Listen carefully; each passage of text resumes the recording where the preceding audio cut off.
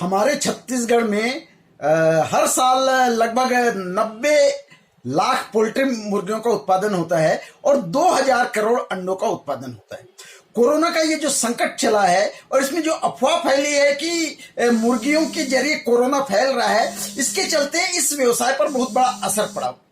ये सरकार की जिम्मेदारी थी इस बात का खंडन करने की कि मुर्गियों के जरिए कोई कोरोना फैल नहीं रहा है, लेकिन सरकार अपनी जिम्मेदारी पूरा करने में असफल रही। नतीजे के तौर पर पूरा व्यवसाय ठप हो गया है और हम ये जानते हैं कि इस बीच लगभग 15 लाख मुर्गियों को हमारे छत्तीसगढ़ में या तो नष्ट कर देना पड़ा है या 5 या 10 रुपए की कीमत पर बेचना पड़ा है। और चूंकि इस व्यवसाय से हमारे प्रदेश के 10 लाख छोटे किसान लगे हुए हैं, ये उनके आजीविका का बहुत बड़ा स्रोत है, इसलिए इस पोल्ट्री व्यवसाय के ठप्प होने का सीधा सीधा नुकसान छोटे किसानों को उठाना पड़ रहा है।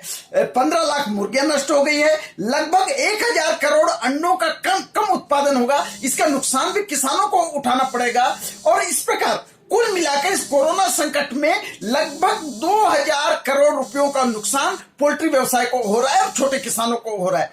इसलिए हम छत्तीसगढ़ किसान सभा की ओर से ये मांग कर रहे हैं कि इस व्यवसाय को फिर से जिंदा करने के लिए, छोटे किसानों को इस व्यवसाय में फिर से लगाने के लिए सरकार को ब्याज मुक्त ऋण इन किसानों को देना चाहिए। ये निवेश करना जरूरी है, प्रदेश की अर्थव्यवस्था को फिर से ऊंचा करने के लिए ये निवेश करना जरूरी है, छोटे किसानों की आजीविका को बचाने के लिए। संजय पराते, राज्य अध्यक्ष, छत्तीसगढ़ किसान सभा।